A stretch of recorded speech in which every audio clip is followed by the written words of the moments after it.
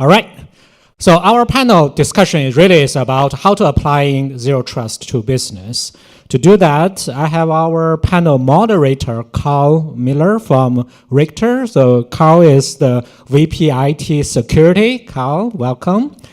And I'd like also call our panelist, Rosa Caputo, CEO from KeyData Associates, and Kamil from RVC, our host.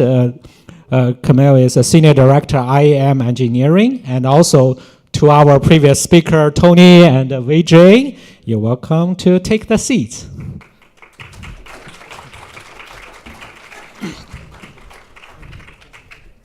All right, so we should have enough mics here, so I pass to you. Thank you very much. I'll give them a couple seconds to sit down. Maybe if you could just give us a brief introduction about yourself, your background, where you're coming from, and then I'll be the last one, and then we'll get into serious questions. From this end? Yeah. Hi, my name's Tony. I'm not from this country. So I'm born and bred in Wales, in the UK, where Wales is the rugby champion of the world. As of recently. Born and bred there, educated there, got my degrees there, and I've been in the US since 1989, and the last 15 to 20 years has been focused on identity and access management, which is why I have no hair. I'm Rosa Caputo. I'm CEO and founder of KeyData Associates, and my background is I was former CISO, head of operations risk for Bank of Montreal, and now we're all about identity and access management services as well as privileged account management services, including consulting, advisory, system integration, and managed services. Hi everyone, Kamil Zacharski. I'm also not from this country. I was born and raised in Poland, but got most of my education here. Today I lead a identity and access management engineering team at RBC. My team is accountable for deploying identity and access management solutions used across RBC Enterprise. My name's Vijay Chauhan, also not from this country. Actually, you've got to go back quite a few generations. 4 generations ago, they were in India. 3 generations ago, East Africa. 2 generations ago, the UK, and now me and my kids are in the US. I may make this my home, honestly. Like, given what's going on in Britain and what's going on in the US, Canada seems like a good option right now. My background is security. I've worked in cybersecurity since the beginning of my career. So I started out at Barclays Bank, where I ran a number of different teams, firewall compliance, patch and vulnerability management, and last but not least, access and identity management. Before I joined the dark side, I moved over to the vendor side with a company called Splunk, where I ran product management for their security business here in the US, or not here in the US, but in the US. And now working for Illumio, still on the dark side, but you never know, may jump back to the other side. So let me tell you, it's a small world. You never know. So Carl Miller was born in Quebec, so I'd like to see this country. Some people might differ, but that's, perspective. I've been... For now, Carl, for now. For now. Correct, thank you. So I've been in this business for over 19 years. I specialize in identity and access management. I've done pretty much everything from business analysts all the way to architecture. Right now I'm with a company called Richter Advisory Group. And Richter is a boutique consulting company that is based out here in Toronto, originally from Montreal, where they've been there for about 95 years. And I specialize, like I said, into the identity and access management. But enough of that. Let's go back to our distinguished panel. Thank you. Great presentation. Really enjoy the content. Great definition of what is zero trust, which destroys my first question. So thank you very much. You're welcome. I will not forget that. But in my world, dealing with variety of organization, customers, and so on and so forth, there's 3 layers that are paramount in any kind of project, program. You've got like technology, you've got business processes, and you've got governance. In the world of consulting, people, process, and procedures. Okay, so to me, this was kind of like technology. We talked about framework and everything, but I'd like to know from the governance, from the leadership perspective, because this is truly where it starts. How does one really promote this concept of zero trust? What do I say from the business perspective? Because leadership understands business. Technology is great, but business is more important. So I don't know if any one of you want to start from that perspective, and I'll start with you, Vijay. I need a rest from my presentation. Oh, great, fantastic. Let me take a stab at this. The world that I find myself in, which is focused on privilege and privilege access management. So it may be slightly different in different aspects of zero trust, but certainly in terms of privilege access management, I think I threw a slide up there where I mentioned that CEOs seem to be having a bit of a problem identifying what are the risky elements of their business, what's affecting the data. And the study that we did said that the majority of them seem to think it's still malware, which obviously plays a role. So part of the problem is convincing, having the CISO and the CIO convince that CEO that there really is a problem that needs to be solved that involves identities. But I think there's a groundswell here, and I think Gartner is saying that this year it's going to be a #1 priority if it's not a #2. So I think it's happening. I think that CISOs are getting the voice and CIOs are getting the voice. They're getting the statistics and the business rationale that they can present to their CEO to say, this is real. It's not something that we can ignore. But for me, the other important element is that with the cloud and with hybrid, the rationale that they used to solve these problems or to get the funding and the budget to solve these problems in the past is different now because the dynamic is different. So you mentioned people, process, and technology. Mm-hmm. So the technology is almost the same. A lot of people think that zero trust requires new technology and rip and replace, which is not true. So the thing that is slightly different is the process. And so, sure, you can implement the technology, but the processes are probably going to change, because if we go from a full trust, a trust but verify, to a never trust, always verify, and a least privilege model, then the behavior changes. You have to model something different. There's a different approach. So, IT security is not going to be logging in directly with the root account anymore. They're having to go through a vault and maybe request access, and everything is authorized and authenticated, and governance, risk, and compliance steps in to make sure that all hangs together. So I think that's kind of a roundabout way of me saying that, the technology can be put in place. You can't ignore the process. There are process changes that will take place, behavioral changes, the way people do their jobs. But I think that the challenge of getting the CEO to stand up and say, yeah, I understand this challenge, and to fund it and to budget for it and to make it a priority, I think we're right on the cusp of that becoming a major reality. I really do. And if I can maybe add, I think Vijay touched on an interesting topic, zero trust being everyone's responsibility. Mm-hmm. I think that's a mantra that the security community has been pushing for quite some time, around security being everyone's responsibility. I think that's something that can potentially play in that realm of convincing the CEO around the fact that this really is something that should be on everyone's radar, around making it a reality, because it will enhance the security posture of the organization.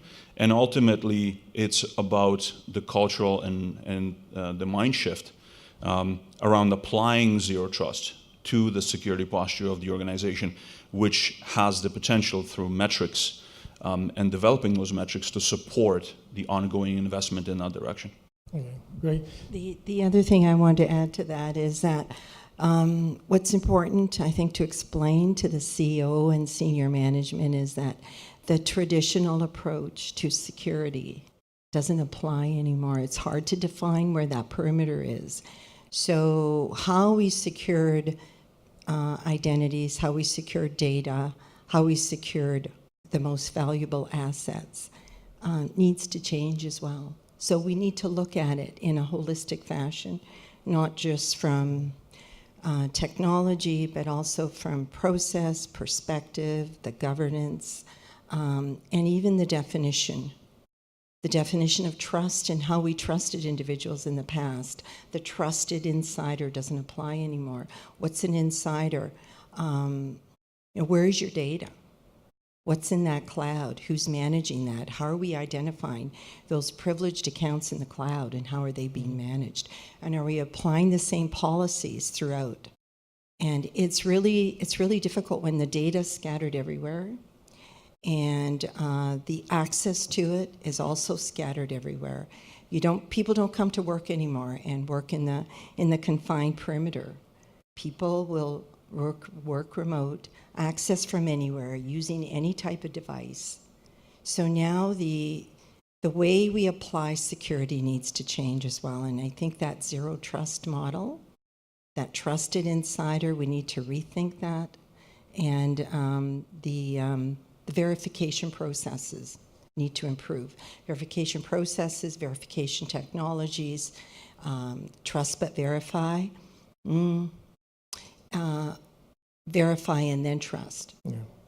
Okay. Good. So, If I can just add, yeah, because I've recovered now from the presentation. I think in any conversation with business leaders, you've got to position it as one of three things. You're either going to help grow the revenue, you're going to help cut cost, or you're going to mitigate risk in some way. And I think we can have a separate discussion about how I believe Zero Trust can actually impact all three, including increasing revenue. But at least two of those, you should be able to have a good educated discussion with business leaders around the mitigating the risk because of Zero Trust. I think Forrester had some numbers out that you can improve your risk posture by 37% by implementing a Zero Trust strategy. And you can reduce your IT security costs by 31%, again, by implementing a Zero Trust security strategy. So, pick one of those three and run with it. And certainly the risk mitigation is a strong one that you should be able to use with business leaders. yeah, okay, so that's great. Now I'm CISO and I'm going along. Yeah, Zero Trust is it. So does that mean that like I've got to toss all my investment? Because I've invested a lot of money into this infrastructure. So how do I go about to do this type of work? Yeah, so nobody likes rip and replace, so don't even use those words. And it's not required, right? I think to Tony's point, it's the same technology you already have. It's a different orientation. It's a different way of thinking about the problem. So yes, your opening statement should not be, hey boss, you know that few $1 million we spent, I'm gonna need to spend some more. It should be, hey listen, typically there is a hierarchy in governance within organizations. You will have high-level security policies, you have security standards, and then you'll have controls that actually need to get implemented that correspond to technologies. What we're talking about is at a policy level, changing that mindset a little bit. But as you kind of derive the next layer of governance around standards and controls, it may turn out that you're using very much the same set of controls, Yep. but they map slightly differently. So does that mean that now I've got to do an assessment? Like, where do I start with all of this stuff? Like, is there, you talked about network, we talked about identity, we talked about so where do? The problem is that, well, not the problem, but the reality is that every customer is different, right? You've all got different levels of maturity. So if you were able to put in a box every single capability, let's say in privileged access management, that you might need to mitigate your risks of being breached to an acceptable level, then looking at each one of those, you may have different levels of maturity already. You may have already invested in a vault. You may have already invested in some form of MFA. Maybe your administrators use a YubiKey to authenticate themselves into the box. So it's a case of where do you exist today? What's already strong? What's strong enough? And then cherry picking the other elements that will give you extra benefits and mitigate those risks even further. But it is, I think Darren mentioned, it's a cliche, but it's a journey. It's not a one It's not a stopgap. It's not a Band-Aid approach. So it is looking at this over time and figuring out, where am I weak? Where is my relative maturity on this dynamic of, say, PAM, that I need to beef up? And what's the business rationale behind it? Is it really going to impact my risk posture or not? And again, it all comes back to risk, in my opinion. A lot of conversations I have, it all starts with, hey, how big is my attack surface? How big is my risk surface? What's my tolerance? And most vendors will actually do their own risk assessments and come to us and say, we believe we're weak here. And we'll have a conversation and talk about zero trust and the different elements, and they'll say, oh, we didn't really consider that. Let's factor that in. And they'll come back and say, okay, that's important to us as well. And then when we look at a maturity model like the one I presented, which was really kind of a 1, 2, 3 phase thing, it's not a case of doing 100% in the first pillar, and then 100% in the second pillar, and then 100% in the third pillar. Again, it's picking what's relevant to you in your business and looking at the weak areas and the areas that can make a difference, and then selectively picking those and phasing those in over time. And eventually you'll get to that level of maturity that's good enough for you. So it's going to be different for different companies based on that. Yeah, I think the role of the CISO is going to be more and more complex, more and more challenging over time, because there's a lot of conflicting factors at play. You have the additional requirement to secure data that's scattered all over the place, right? And to secure it in a consistent fashion so that your controls are repeatable no matter where the data is. But it's also challenging for the CISO because at the same time, they have to balance the end user experience, and they have to balance the ability for the company to do its work. So not to be too restrictive, right? Mm-hmm. But yet make sure you protect all the data, because if anything happens, we know whose neck is on the line. But at the same time, to make sure that the business can still operate smoothly, that security doesn't impede the business processes and the ability for the business to execute efficiently and effectively. And balancing that end user experience is a really important component. So I think that the role of the CISO is going to get much more complex over time, balancing the human factor side of working in a world where security has to get tighter and tighter. And yet, we have to give our employees the freedom to be able to execute their jobs, to be able to have the access that they need so they can be efficient and effective. So it's not going to get easier. So, I view the CISO's role as, maturing to, a more senior executive type that understands the pulse of the company, what's important for the organization, what objectives they're trying to achieve, and to work closely at making sure that the business gets there in a secure fashion so that they're not causing undue risk if they're moving to cloud, if they're moving to outsourcing, whatever that scenario is. I think the role of the security CISO is to make sure that they're there every step of the way to ensure that the systems and the users are secure. But one way to start, and I think that the first place that they should start, is to identify the critical users, the privileged users, those most critical assets. And you can't boil the ocean and do everything at once, but make sure you get those critical ones and identify what those are and what the controls are in the new perimeter or the boundless perimeter, what those controls should be. I think, if I may just add, at the technology layer, you can certainly realize that value to reduce friction and possible impact to the business with topics that Vijay touched upon, and Tony as well, around automation and orchestration. Those are the things that will produce repeatable patterns and approaches that will, once modeled and tested, will provide consistent results, and that will reduce friction, impact to the business, and give the business stakeholders peace of mind. just want to second what Rosa was talking about. I think the beginning of any good, solid risk management program, and honestly, I treat Zero Trust as being a such program, is identify your assets, identify your critical assets, what is sometimes called high-value assets, sometimes toxic assets, sometimes crown jewels. Mm-hmm. Most organizations know what they are.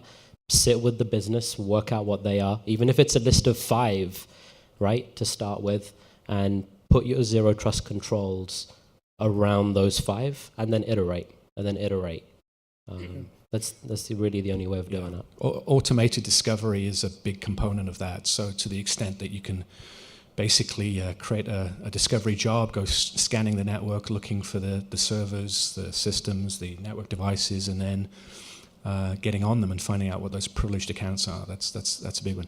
And very often it goes further than that too, because once they're identified, then you can automatically vault them, right? You can automatically bring them under management. So I think a lot of this, one of the challenges is wherever there's manual processing involved. So the degree to which you can automate this and get some big, quick wins, get things under control quickly, is a big win. Changing gear for a second. So, like in the presentation, I noticed that we're talking orchestration, automation, next gen type of tool. So does this mean that to achieve Zero Trust, I have to look at better, newer technology? That means that I've got to invest in, spend more money to solve the Zero Trust? Is that what this means at the end of the day? I'd say on the automation and orchestration side, yes, there are solutions you could buy that will help you with that. But honestly, I think that what you should be asking of your vendors is for them to expose all of their functionality that is in their product via APIs.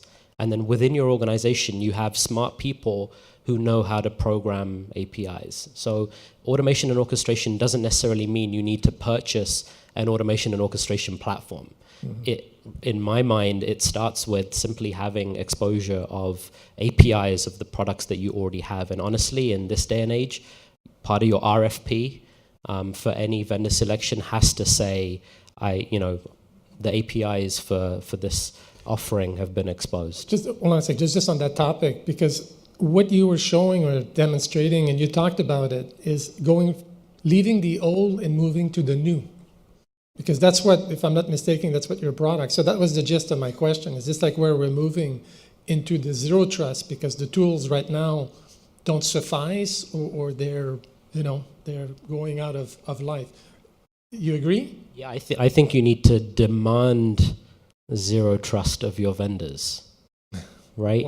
And that's the other extreme. I think Tony was talking about earlier, vendors who basically will claim to be, they are the Zero Trust solution. That's one end of the extreme. The other end is they have no idea, and I think you need to enforce upon them your requirement that, listen, we can't continue doing business unless you have your APIs exposed. I think these are early days. We'll come back to you. Sorry. No problem. Thanks, Tony. That's quite all right. Foreigners, it's me, I can't help it. So I think these are, for Zero Trust, it is, even though the frameworks, the concepts have been around for a long time, from a vendor product deployment perspective, it is still fairly early days. So I think back to when I used to be in another role, and I was dealing a lot with SAML, Federated Single Sign-On, and back in the day, it's the implementations of the SAML protocol was so varied, you could never get interoperability, right? It was new. It was oh yeah, we've implemented SAML correctly. You're the one that hasn't, and that's why we're not interoperating. And I think the same is true with Zero Trust. It's going to be, how do different vendors interpret Zero Trust and then represent that in their products? So, you've got to be you've got to be interpreting it right and getting it right, and time will tell. But there's less of an interoperability issue, I think, with a lot of this stuff. But yeah, I would agree with the panel that this legacy, the idea that legacy is the old way and you've got to scratch it and go forward with a new approach, is flawed. because we do have a legacy scenario and we do have a new scenario which involves cloud and other dynamics. To a large degree, the technology still applies. Processes may need to be different, but there are use cases that simply don't apply to a purely on-premises set of implementations that suddenly manifest themselves in a hybrid world. And I kind of covered a couple in my presentation. But it's like, oh, well, we didn't know we'd have to do that. And it's different because of that hybrid nature. So they're finding their way into the new solutions, but it doesn't mean you throw away all your old stuff. I think the biggest change that I've found is that in the PAM world, most people think that a vault is all that you need, but in the new world, you need more than that. Certainly in the hybrid world, you need to go beyond that and firmly implement privilege elevation as well, least privilege. I would look internally, to go back to Vijay's point about our security standards and policies, because tooling is an overlay, an enabler of that. So when traditionally you talk about the internal perimeter of your corporate network and the requirements, the security requirements that are typically put forward will relax around data protection, for example. We're on the internal network. We got our perimeters set up. Data protection in transit would be nice, but it's not required. That's the type of stuff that we need to change. And then the technology and some of the automation and orchestration that will come out of those technologies can enable that to be a repeatable pattern that nobody ever really has to think about again. I want to take a different perspective on all this because I think that technology plays an important role.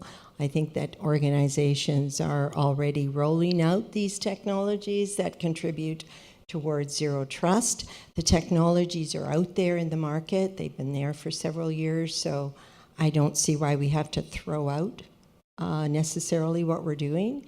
But I also want to broaden this concept of zero trust, that it's not just about technology, it's about governance, it's about people, it's about processes.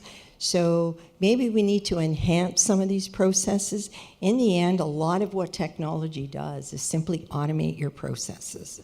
So we want to make sure we have the right processes, that we have the right culture, that we have the right awareness, that we have the right controls and all the checks and balances, and bring in those technologies where we have gaps in how we're managing the critical assets that we identify and where they are. Because they need to be managed differently depending on whether they're on-prem, whether they're on a cloud. But the technologies are all there to do that today. We just need to apply them.